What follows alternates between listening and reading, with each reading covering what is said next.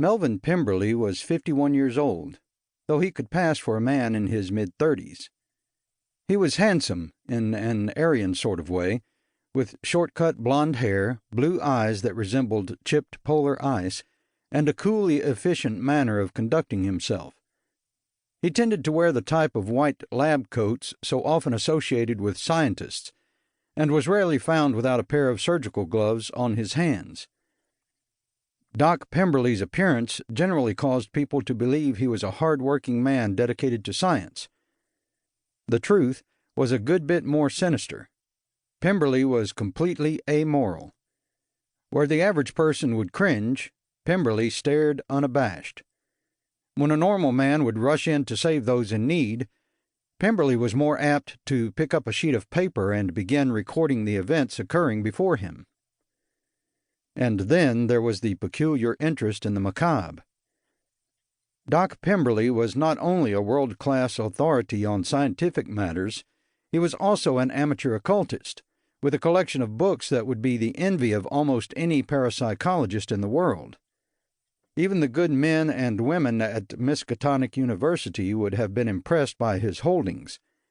He had several books that had been personally bound by the infamous Felix Cole, whose skills in handling the works of the damned were impeccable. The combination of good looks, remarkable intelligence, and a total lack of morals made Doc Pemberley a very, very dangerous man. With Sovereign City's notoriously revolving-door prison policy, Pemberley had been sure he'd be back on the streets within hours after his last arrest, but it hadn't happened. The judges that owed him favors were either out of jobs or no longer considered Pemberley worthy of notice. He'd stewed in his cell for months now, still bitter over the way that Lazarus Gray and Morgan Watts had treated him. In Pemberley's mind, Gray was a fool of the highest order, believing that he and his cohorts could bring about lasting change to Sovereign. He failed to understand that Sovereign was corrupting at its very core. Pemberley was not alone in his belief that there was something in the very air of Sovereign, something that inspired acts of depravity. Men and women who in other places would have been fine, upstanding citizens found themselves unable to control their darker impulses in this place. Pemberley loved Sovereign, regarding it as the perfect laboratory for his frequent experimentation. No matter how many times he'd been exiled from the city, he'd always returned, drawn back like a moth to a flame. The doctor sat alone in his cell, thinking these dark thoughts, when the prison guards announced that it was lights out. Pemberley was forbidden to have cellmates after several of them had come to mysterious ends. He sometimes found this disturbing, since he did enjoy a good conversation, but he also enjoyed the freedom it gave him. Away from all prying eyes, he could proceed with his private works. As soon as darkness had descended, Pemberley was off his bunk and crouching against the back wall. There, secreted in a tiny hole, were the implements that would give him his freedom once more.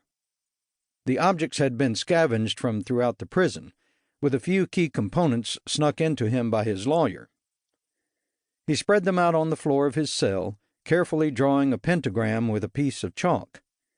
Each of the items was then carefully placed at strategic places along the symbol. He sat back on his heels and closed his eyes.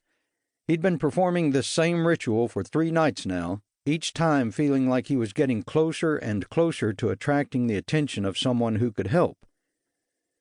The words he whispered dated back to lost Lemuria, and were forgotten by all but a desperate few. The temperature in the prison began to drop appreciably, and a soft wind began to blow, carrying with it the moan of a banshee.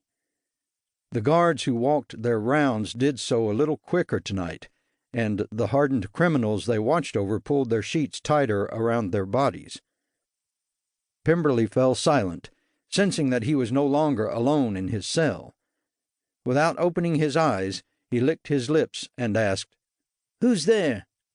"Someone who has answered your call, my friend. I've heard it each night this week, but wasn't sure I should respond. But anyone who is so eager to risk their soul for assistance is worthy of my time, I'd say." To keep listening to this audiobook, I've left you a link in the description so you can do it, at no cost thanks to Audible's 30-day free trial.